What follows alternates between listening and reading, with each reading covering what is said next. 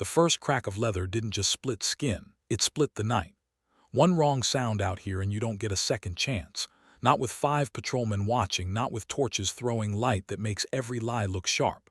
Jacob Whitmore held the whip like it belonged to him, like he'd been born with it in his hand, arm steady, face empty, the kind of empty that keeps men alive in ugly work. In the dirt a few feet away, a man knelt with his wrists tied behind him. Black, about 30.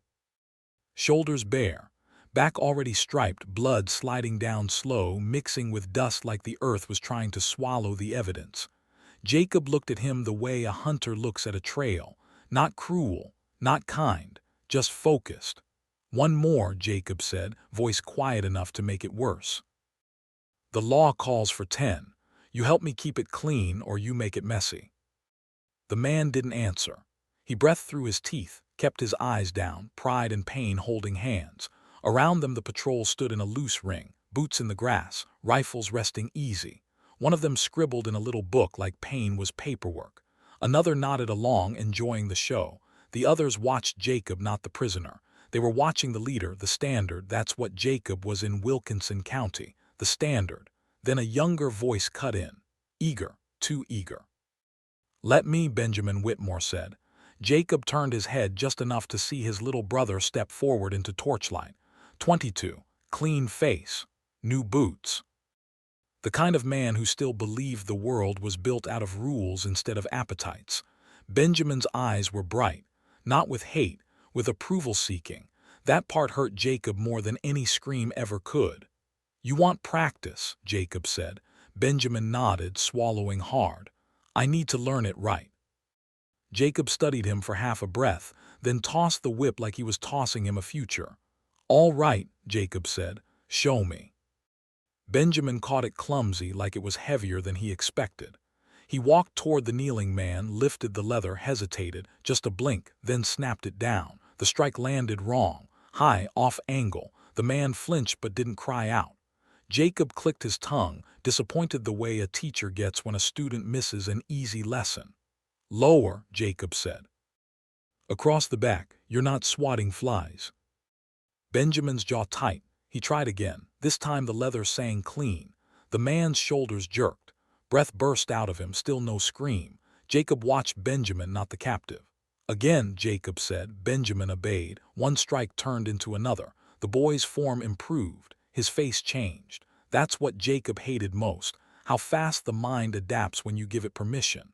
When Benjamin finally stopped, the man in the dirt was sagging forward, half there, half gone. Blood gathered in a small, dark pool beneath him. Jacob nodded, approving like he hadn't just ordered a man broken. "That's enough," he said. He looked to the others. "We move before daylight. Warren helped me get him on the wagon." The ring loosened. Men muttered. Boots shifted. Torches turned away. A job done, a report to file, a wife to crawl back into bed beside. Benjamin stood off to the side, coiling the whip, staring at his hands like they'd become strangers. Jacob walked up beside him, voice lowered, almost brotherly. "You kept your nerve," Jacob said. "First time's always the one that tells you who you are." Benjamin swallowed. Didn't feel right. Jacob didn't blink. It's not meant to feel right. It's meant to keep folks in their place.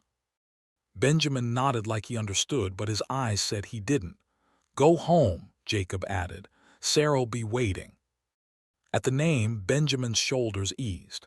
He mounted and rode off, leaving Jacob behind with the wagon, the captive, and the rest of the patrol fading into the trees.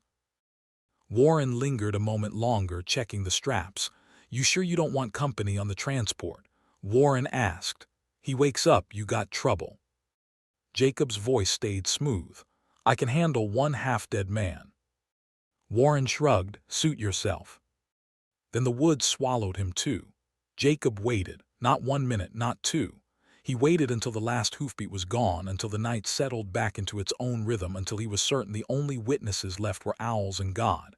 Then he stepped to the wagon and slid a key into the chain lock. Click. The sound hit the captive like lightning.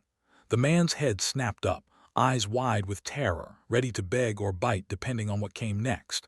Jacob leaned close, voice sharp as a blade. "Don't talk," he whispered. Don't pray out loud. Don't even breathe heavy.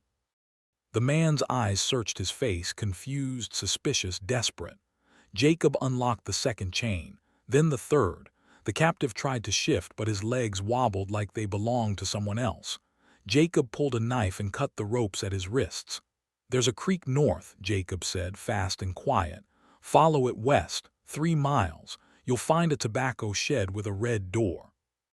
The man stared, not moving. "Inside," Jacob continued, "food, cloth, a hand-drawn route. You keep moving when it tells you. You don't stop for anything that looks friendly." The man's lips trembled. "Why?" Jacob's hand snapped up, gripping his chin hard enough to stop the word at the root. "Because if you ask me again," Jacob hissed, "I'll have to answer, and answers get men hanged." The captive's eyes filled, but he nodded. Jacob released him and shoved him off the wagon like he was pushing a bad decision into the dark. "Go," Jacob said. "Now." The man stumbled into the trees, barefoot, bleeding but moving. A shadow swallowed by deeper shadow. Jacob stood alone in the clearing and stared at his hands. These hands had just carved stripes into a man's back. These same hands had cut him loose. That's the sickness of it, that's the price. You play monster long enough, the world stops asking if you're acting. Jacob turned toward the wagon, ready to drag the empty chains, ready to build a lie that would survive morning. Then he heard it. A twig snapped, too clean, too close. Not an animal, a person. Jacob didn't turn right away. He just went still, listening, calculating, already knowing the truth he didn't want. Someone had come back, and they weren't alone. Jacob kept his back to the sound. That's a rule when you live on the edge of a noose. If you spin too fast, you show fear. If you reach for steel too soon, you show guilt. Either one can get you buried. The twig snapped again, closer. Then a low cough, the kind men use when they want you to know they're there without announcing why. Jacob let a breath out through his nose. Slow. Controlled. "Warren," he said like he was naming the weather. A figure stepped into torch spill, horse reins in one hand. Warren's face was unreadable, but his eyes were sharp. Behind him, 2 more shadows, other patrollers, quiet ones. The kind who don't drink much and don't laugh at meetings. Jacob didn't move, forgot something. Warren glanced at the wagon rail, the chain hanging open, swinging slightly like it was still in shock. "Yeah," Warren said, "looks like you forgot how to lock a man." One of the shadows shifted, rifle strap creaked. Jacob let his gaze pass over them like he was counting fence posts. "You followed me," Jacob said. Warren shrugged. "Call it curiosity. You volunteer for solo transports. Men keep slipping loose on your watch. Plantation owners complain, but they still clap for you at the meetings." He stepped closer, boots slow in the grass. "A man starts seeing patterns," Warren added, "and patterns get men paid." Jacob smiled faintly, not because it was funny, because it was familiar. "You think I'm stealing bounties," Jacob said, casual. "Letting M go so I can catch M again." "That was my first thought," Warren admitted. "Then I watched you tonight, watched your brother." Warren's eyes flicked toward the direction Benjamin had ridden off. Just a glance, a threat without words. "You've got him swinging that whip," Warren said, "like you're teaching him how to become you." Jacob's throat stayed loose, but something inside tightened. "He asked," Jacob said. "I let him learn." Warren nodded like he agreed. Then he tilted his head, listening to the woods. "How far you think your prisoner got?" he asked. Jacob didn't answer. Warren smiled. "That's what I thought." One of the quiet shadows spoke up. A man named Harlan, long face, churchman eyes, cruelty hidden behind manners. "He ain't getting far," Harlan said. "Dogs'll find blood." Jacob's jaw barely moved. "Then why are you here talking?" Warren stepped right up to the wagon, ran a finger over the open cuff, looked at Jacob like he was looking at a cracked door. "Because I want to know what you are," Warren said, "before I decide what to do with you." Jacob leaned in a fraction. "You already decided, otherwise you'd have come alone." Warren didn't deny it. The third man Bates spit into the dirt. "We should just take him in. Sheriff Cobb'll love this. Here a patroller caught helping runaways." At the name Cobb, Jacob felt the cold edge. Cobb wasn't just law. Cobb was pride. The kind of pride that needs bodies to prove a point. Warren held up a hand to Bates. Not yet. He faced Jacob again. You got a wife, Warren said softly. Anna, good woman, keeps her garden neat, smiles at church, and your brother's married into her family too, right? Jacob didn't flinch, but his eyes sharpened. Warren continued, voice smooth as oil. Funny thing about good women, they hang just as easy as bad ones when folks decide to make an example. Nina's name didn't exist here. Different story, different time. But the pressure was the same everywhere power lives. Touch what men love and they'll behave. Jacob's hand drifted toward his belt, not for the knife, for the keys. Warren noticed and chuckled. You're thinking about killing us. Jacob's voice stayed even. I'm thinking about options. Harlan shifted his rifle. Your options are thin. Jacob looked at them, really looked like he was reading where fear lived in their bodies. Warren wanted profit. Bates wanted blood. Harlan wanted righteousness, always the most dangerous kind. You didn't come to arrest me, Jacob said. You came to buy me. Warren's smile widened. Smart man. Warren leaned closer, lowering his voice. You keep doing what you do, he said. But now you do it with an understanding. Every 10th runaway you lose comes to me. Jacob's expression didn't change. Comes to you how? Alive, Warren said, breathing, walking. Bates grinned. We can sell M downriver, harder plantations, new names, no one asks questions.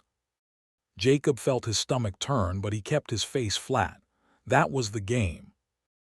Men who couldn't imagine mercy always assumed betrayal was for profit. You want me to deliver people into worse chains, Jacob said. Warren shrugged. I want you to pay for your little nightly sins. Jacob took a slow step closer. And if I refuse? Warren's voice went colder. Then we ride back right now. We tell Cobb, we tell Henderson, we tell every plantation owner who ever tipped you a coin, and we don't just hang you. His eyes cut toward the woods again, toward where Benjamin had gone. We hang everybody who ever loved you. Jacob held the stare, calm on the outside, racing on the inside. He'd played monster for 5 years, and now real monsters were trying to make him an employee. He could fight. He might even win. But winning a fight wasn't the same as surviving what came after. Jacob nodded once like he was agreeing. Warren relaxed, satisfied. Good, Warren said. Smart choice. Jacob lifted the keys slightly. One condition. Warren smirked. You're not in position to negotiate. Jacob's eyes went dead. I'm in position to disappear, and if I disappear, your precious pattern dies with me. Warren's smile faltered, just a hair. Jacob continued, voice low. You want your cut, fine, but you don't touch my family, not with words, not with looks, not with threats. Warren stared at him a long moment, weighing. Then he nodded. Fair. Bates laughed. Ain't nothing fair in this world. Warren snapped, shut up. Jacob felt the deal settle like dirt in his mouth. Warren stepped back. We'll talk again soon. You'll hear from me. He turned to leave, the other two following. Then Harlan paused and looked over his shoulder. You ever wonder, Harlan said softly, if God sees what you're doing and hates you for it anyway? Jacob didn't answer. He watched them disappear into the trees. Only when the last shadow was gone did Jacob let his breath shake out. He looked at the empty chains on the wagon rail. The man he freed was still out there, bleeding, running, buying minutes with pain. And now Warren knew. Now the wolves had his scent. Jacob climbed onto the wagon seat, took the reins, and started moving toward town with an empty prisoner and a full lie. But deep in the woods behind him, a dog barked once, then twice. And Jacob realized with a cold certainty. Marcus hadn't gotten as far as Jacob prayed. By the time Jacob reached town, the lie was already working.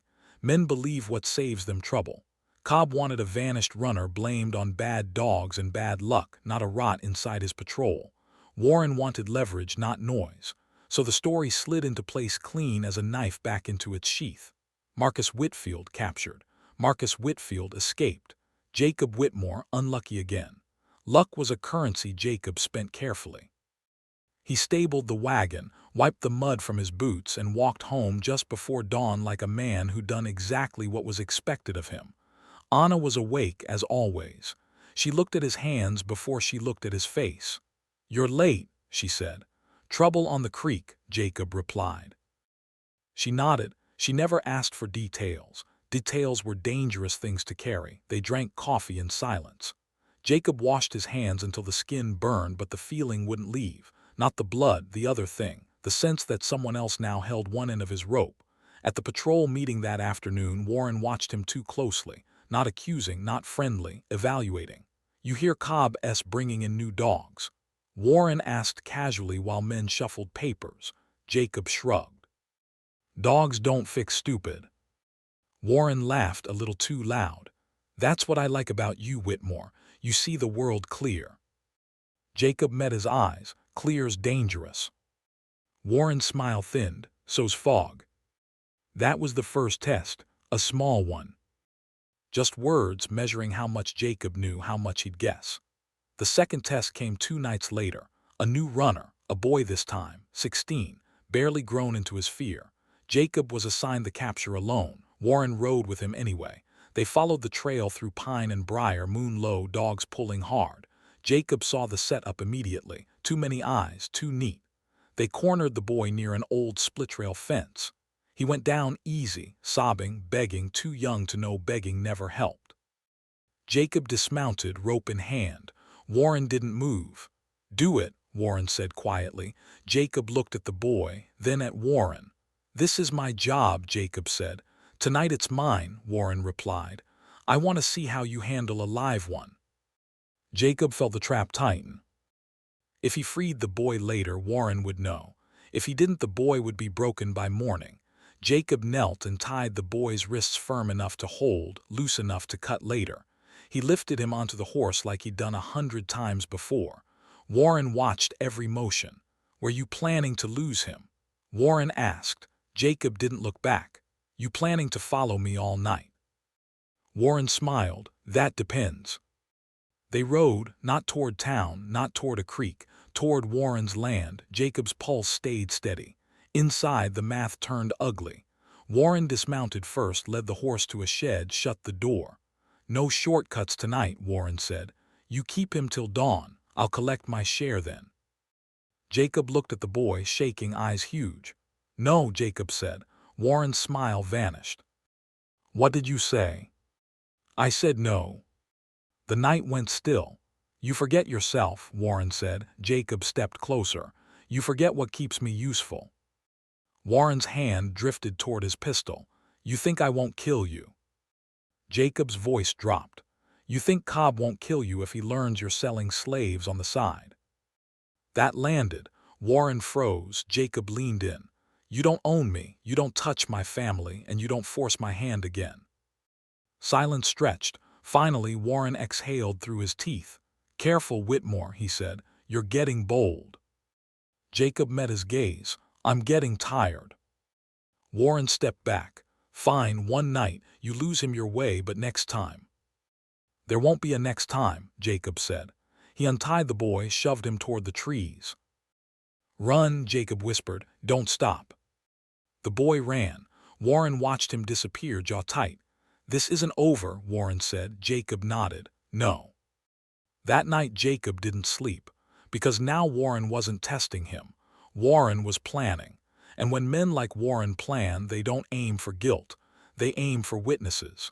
And the easiest witness to break was named Benjamin Whitmore. Benjamin noticed the change before anyone said a word. It was in how Jacob stopped meeting his eyes at patrol gatherings, in how conversations died when Benjamin stepped close, in how Warren started showing up everywhere, leaning on posts, riding alongside, asking questions that sounded harmless until you heard what they left out. "You learning fast," Warren told Benjamin one evening, clapping him on the shoulder. "Your brother's a hell of a teacher." Benjamin smiled because that's what was expected. Inside, something tightened. That night, Benjamin rode home uneasy. Sarah was waiting on the porch, lamp lit, worry already sitting in her posture. "You look like you're carrying a ghost," she said. Benjamin hesitated. Then, "Have you ever felt like everyone around you knows something you don't?" Sarah studied him. "All the time usually means it's time to ask the wrong questions." Benjamin slept badly, dreams full of leather cracks and chains falling open. When morning came, a knock followed close behind it. Warren stood there with two men Benjamin recognized, quiet ones. "Morning," Warren said pleasantly. "Mind if we borrow you for the day?" "For what?" Benjamin asked. "Observation," Warren replied. "Jacob's got a good system. Thought you might learn more seeing it from a different angle." Benjamin glanced back at Sarah. She forced a smile that didn't reach her eyes. He rode out with them. They didn't go far, just far enough that town noise dropped away. Warren reined in and turned in the saddle. "You love your brother," Warren said, casual as weather. Benjamin stiffened. "Of course I do." "He ever tell you everything?" Warren asked. Benjamin shook his head. "He doesn't have to." Warren smiled thin.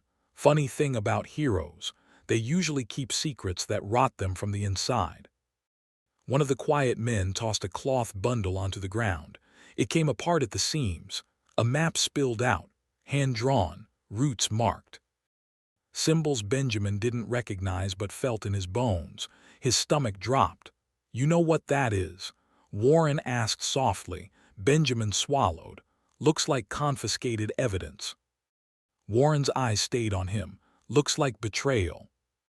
Benjamin looked down at the map again. He saw the careful hand, the familiar curves. He knew that handwriting like he knew his own name. Jacob's. Warren leaned closer. "You help us, Ben, and this goes away. You keep quiet, keep loyal to the right people, and your brother stays a respected man." "And if I don't?" Benjamin asked. Warren straightened. "Then you'll watch him swing, and you'll spend the rest of your life wondering if speaking sooner would have saved him." The woods went quiet. Benjamin felt something crack, not loud, not clean. A hairline fracture running through everything he believed. "I need time," he said. Warren nodded, satisfied. "Of course you do. Take tonight." They mounted and rode back like nothing had happened. Benjamin barely remembers the ride. At home, Sarah saw his face and knew. "They put something in your hands," she said. Benjamin sat heavily. "They put my brother there." She took his hands, steady, warm. "Then the question isn't who he is." Benjamin met her eyes, tears finally breaking free.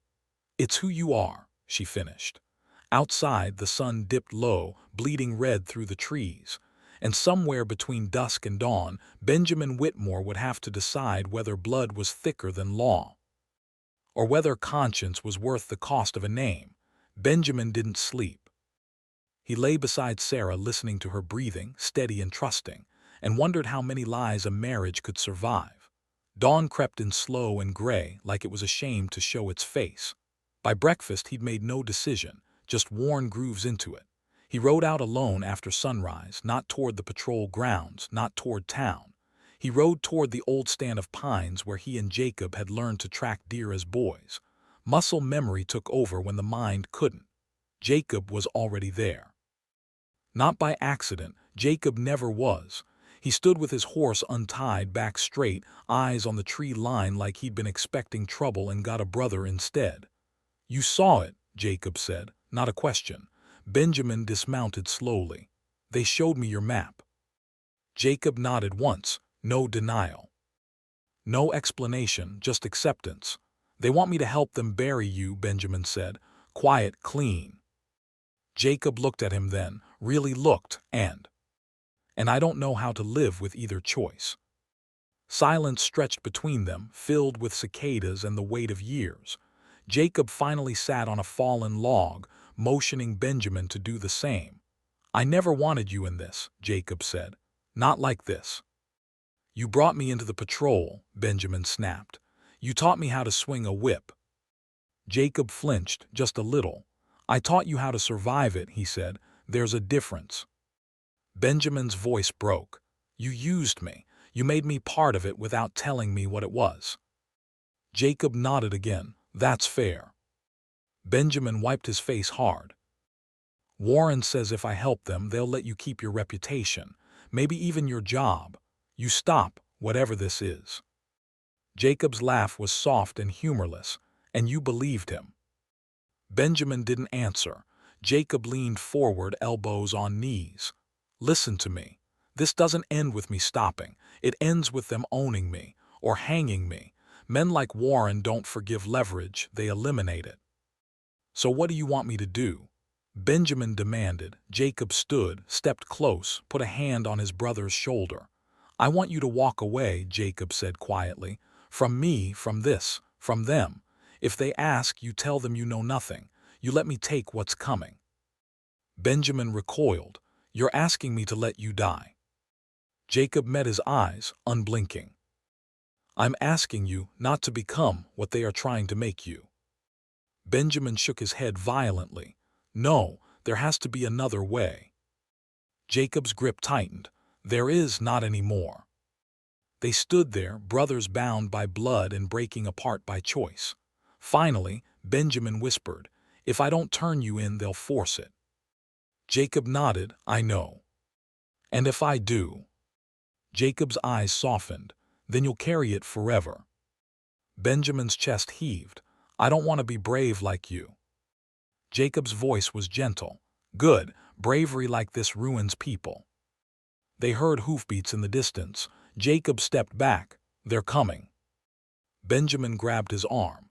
If I buy you time, just a day, can you disappear? Jacob hesitated. The truth sat heavy. No, he said. Too many people would be left hanging without knowing why. Benjamin closed his eyes. When he opened them, something had settled. I'll stall them, Benjamin said. I'll tell Warren I need proof. Time to be sure. I'll give you a window. Jacob studied him. That'll put you in danger. Benjamin nodded. I know. They embraced brief, hard, the kind that knows it might be the last. As Benjamin rode back toward town, Jacob watched him go with pride and terror tangled tight. Warren would smell the delay. And when he did, he wouldn't squeeze Jacob. He'd squeeze everything around him, including Sarah. And that was a line Jacob could not afford to let be crossed. Warren didn't wait a day. Men like him never do. By sunset, word reached Jacob through a channel that didn't usually carry warnings. Martha's intermediary, eyes wide, voice low, caught him near the edge of Henderson's land. They're asking about you, she said. Not questions, confirmations. Jacob felt the window slam shut in his chest. How much time? He asked. She shook her head. Hours, maybe less. Jacob didn't hesitate. He turned his horse toward town, toward the one place Warren would never expect him to go first. Home. Anna was in the yard when he arrived, hanging laundry. She took one look at his face and dropped the clothespins into the dirt. It's come, she said. Yes. She didn't cry. She'd done all her crying already, spread thin over 5 years of borrowed mornings. Benjamin, she asked. He's trying, Jacob said. That may cost him. Anna nodded once sharp. Then we move now. No, Jacob said gently. You do. She stared at him. Don't. I need you gone before night, Jacob continued. Martha's cousin will take you east, then north. You know the drill. And you? Anna asked, though she already knew. I stay, Jacob said.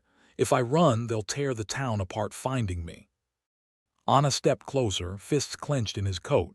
Then I stay too. Jacob took her hands, pressed his forehead to hers. Listen to me. Everything I've done only works if someone survives to remember it. Her breath hitched. You are not expendable, he said. I am. That finally broke her, just a crack. Enough, she nodded. They packed light. No goodbyes, no keepsakes that could be used later. When she mounted, Jacob kissed her once hard, desperate, and stepped back. Go, he said. She did. Jacob watched until the trees swallowed her, then turned toward town, toward the fire he'd been feeding for years. By full dark the knock came, not loud, not polite. Jacob opened the door before it finished. Warren stood there with Cobb and 2 deputies. Lantern light cut hard lines into their faces. Evening, Warren said. We need to talk. Jacob stepped aside. Come in. That surprised them. Cobb frowned. "You're not under arrest yet." Jacob smiled faintly. "Then we're just neighbors talking." They sat at his table. Warren didn't touch the chair back. Cobb didn't sit at all. "We know," Cobb said. "Enough to hang you twice." Jacob nodded. "Then you won't need me to explain." Warren leaned forward. "Names?" Jacob met his eyes. "No." Cobb slammed his hand down. "You think you're protecting people. You've doomed them. We'll tear this county apart until every helper's swinging." Jacob's voice stayed calm. "You won't." Warren laughed. "Why not?" "Because you don't need a network," Jacob said. "You need a villain." Silence. Jacob continued, measured. "You hang me, I confess. I act alone. You restore order. You look competent. You don't invite questions about how deep this really goes." Cobb stared at him, calculating. "And my wife?" Jacob added. Warren shrugged. "If she stays gone, she stays alive." Jacob nodded. "Then we're agreed." Warren studied him like a man studying a broken tool that still has one use left. "You're choosing death," Warren said. Jacob shook his head. "I'm choosing control." They took him before dawn. The cell. Jacob heard the church bells ring once, too early, too deliberate. Somewhere Benjamin would hear them too. And this time there would be no ambiguity about what they meant. The end had begun. And Jacob Whitmore met it standing. The cell smelled of iron and damp stone. Old fear lived there, soaked into the walls so deep it never left. Jacob sat on the narrow bench with his hands folded, wrists already rubbed raw from the irons. He'd asked for paper. They'd laughed. He hadn't asked again. Outside, dawn dragged itself up slow and pale. The kind of morning that pretends nothing terrible is scheduled. Footsteps came. Measured. Familiar. Benjamin stopped at the bars and just stood there for a moment, staring at his brother like he was trying to memorize him all at once. "They took you," Benjamin said. Stupid words. The only ones he had. Jacob smiled faintly. "I was running out of room." Benjamin gripped the bars hard enough to hurt. "I stalled them. I did exactly what I said I would. I thought I had more time." "You bought what you could," Jacob said. "That matters." Benjamin shook his head, tears already spilling. "They're saying treason. They're saying hanging. They're saying you turned half the county against God." Jacob's voice stayed gentle. "Then they'll sleep better tonight." Silence pressed in, thick and heavy. "I should have chosen sooner," Benjamin whispered. "I tried to stand in the middle and all I did was make it worse." Jacob leaned forward. "Listen to me. You didn't make this happen, I did. 5 years ago, the moment I decided I wouldn't stop." Benjamin looked up, desperate. "Tell me what to do. I'll testify. I'll lie. I'll confess to something. I'll—" Jacob shook his head. "No, you'll live." "That's not enough," Benjamin said, breaking. "It's not enough if you die." Jacob reached through the bars and took his brother's sleeve, grounding him. "Ben," he said quietly, "you think this ends with me. It doesn't. It ends with what you do after." Benjamin's breath hitched. "I don't know if I'm strong enough." "You don't need to be strong," Jacob said. "You need to be stubborn." The guard cleared his throat down the corridor, time running out. Jacob's grip tightened for just a second. "Anna's safe, heading north. That was your gift to me." Benjamin nodded, wiping his face. "Sarah, she knows something's wrong. I didn't tell her." "Good," Jacob said. "Protect her." Benjamin swallowed. "They'll make an example of you." Jacob's eyes were steady. "Then make sure the example works." The guard stepped closer. "Time." Benjamin pressed his forehead to the bars, voice shaking. "I love you." Jacob smiled, not sad, not afraid, certain. "I know," he said. "Now go, and when they ask you who I was, don't lie." Benjamin stepped back, each movement like it cost him something permanent. As he turned away, Jacob called softly, "Ben." Benjamin looked back. "Be careful who you obey," Jacob said. "That's where it all starts." The footsteps retreated. Jacob leaned back against the stone and closed his eyes, not in prayer but in reckoning. Outside, the town was waking. Shops opening, horses being fed. children laughing somewhere they couldn't see the gallows yet. The world was going to keep turning, and in a few hours Jacob Whitmore would be dead. But the lie he'd lived as a shield, the lie that one man couldn't matter, was already unraveling. Because even now, as the sun rose higher, men and women were making quiet decisions, some to stay silent, some to run. And one, Jacob knew with a certainty deeper than hope. One to step forward and take his place. They built the gallows overnight. That's how you know it's meant to be instructional. By mid-morning the square was full, farmers leaning on fences, merchants with arms crossed, wives holding children they shouldn't have brought but did anyway. Fear likes an audience. Authority demands one. Jacob stood beneath the platform, hands bound, coat clean. Cobb had allowed that much. Respectability mattered at the end. When they brought him up the steps, the crowd quieted in a way that felt rehearsed. Someone muttered traitor. Someone else said nothing and looked away too fast. Benjamin wasn't there. Jacob was grateful. The priest spoke words Jacob barely heard. Scripture bent into a shape it had never asked to be. Law wrapped around God like it owned him. "Do you have last words?" Cobb asked, voice loud enough to travel. Jacob stepped forward to the edge of the platform. He didn't raise his voice. He didn't need to. "I broke the law," Jacob said. "That's true." A murmur rippled. "I did it because the law was wrong." That stirred them. "You can hang me for that," Jacob continued. "But don't lie to yourselves and call it justice. Call it what it is, fear of what happens when a man decides not to obey cruelty just because it's written down." Cobb moved closer. "That's enough." Jacob met the crowd's eyes anyway. "If helping people be free is treason," he said, "then this country will need a lot more gallows before it's done." The priest reached for him. The rope came down. Jacob felt the noose settle, not tight yet, just resting like a question waiting for an answer. He closed his eyes, not to pray, to remember Anna's laugh, Benjamin's stubborn jaw, the creek water washing blood away, the sound of chains falling silent. The trapdoor opened. Benjamin heard the bells from his workshop, one slow peal, then another. He set his tools down carefully, like the world hadn't just split open. Sarah stood in the doorway, hand to her mouth, eyes already wet. "It's done," she said. Benjamin nodded once. Something inside him broke cleanly this time, no splintering, no denial, just a hard, final clarity. 3 days later they buried Jacob on the west edge of the property, soil thin and stubborn. No minister, no sermon, just Anna, Benjamin, Sarah, and the quiet weight of what had been lost. As the dirt fell, Benjamin felt something settle into him, not courage, not certainty, resolve. That night Benjamin opened the map again, not to memorize it, to continue it. He added one mark, small, careful, a place Jacob would never see. And then, for the first time in weeks, Benjamin slept, because the work hadn't ended. It had changed hands. Benjamin learned quickly that resolve doesn't feel like courage. It feels like nausea that doesn't go away. The first time he altered a patrol route, his hands shook so badly he had to steady the paper against the table. He told himself it was just ink, just lines, just a small error no one would notice. But somewhere miles away, that error meant a man slept one more night without chains. That was how it started. Not with speeches, not with oaths. With small disobediences that looked like accidents. Benjamin kept his head down. He laughed when others laughed. He cursed runaways when expected to.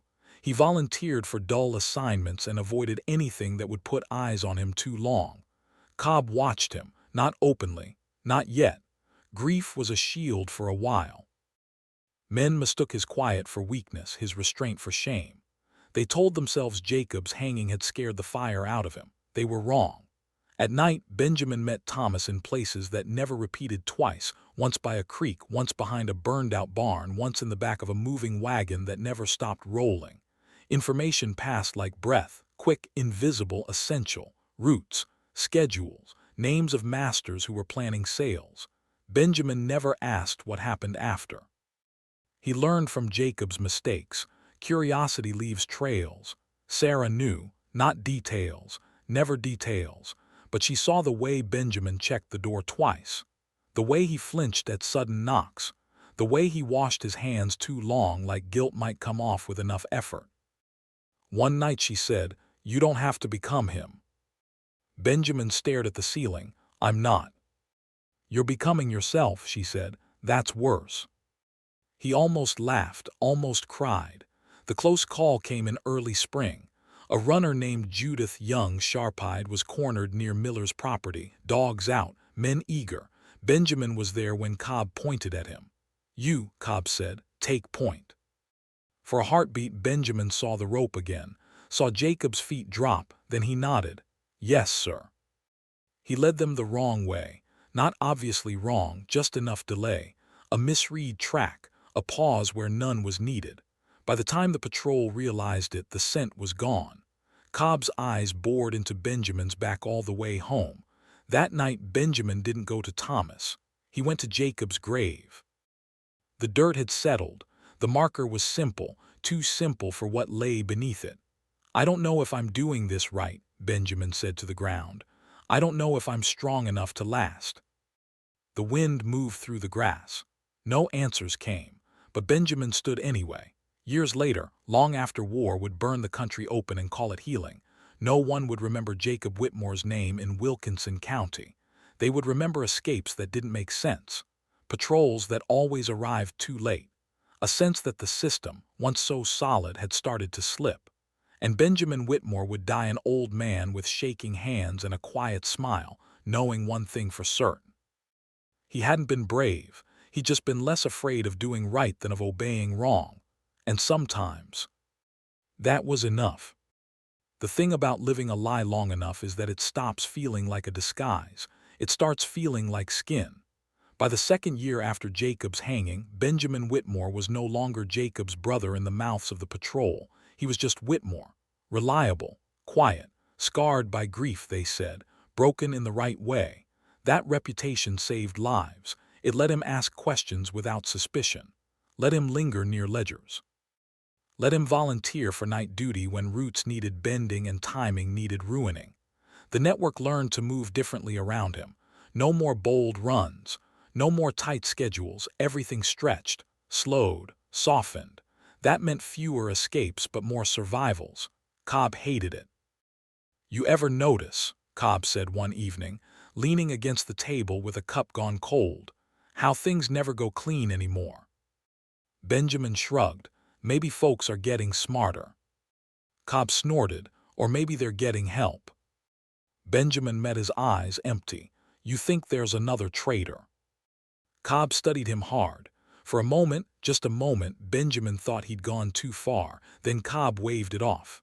No, Whitmore learned his lesson. Anyone else would have been scared straight by now. Benjamin nodded, lowered his gaze. Lesson learned. That night he left a gate unlatched on Miller's land. That week 2 children weren't sold. Sarah noticed the toll more than anyone. Benjamin's sleep fractured. His hands shook when he poured water. He startled at raised voices. Courage didn't make him stronger, it made him thinner. You're bleeding out in pieces, Sarah said once, pressing his hands between hers.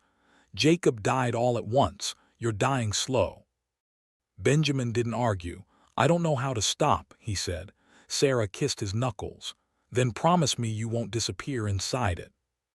I promise, he said. He meant it. He just didn't know how to keep it yet. The end came not with accusation but with arithmetic.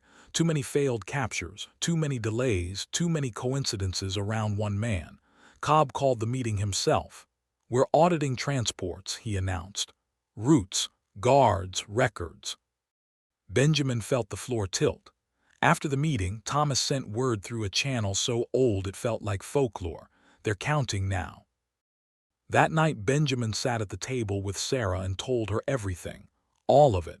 She listened without interrupting, tears sliding silent down her cheeks. When he finished, she said only one thing.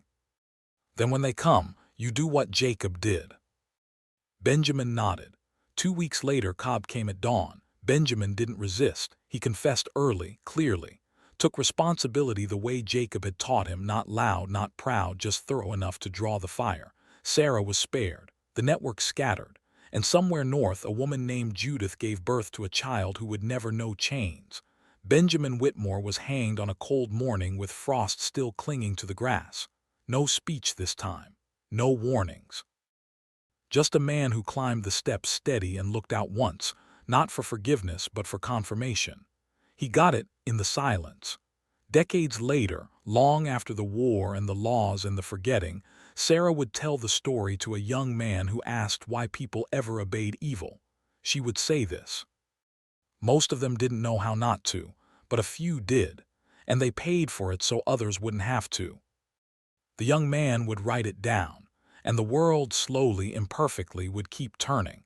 History didn't remember the Whitmores. It remembered laws, battles, signatures on paper that pretended they'd ended cruelty by decision instead of blood.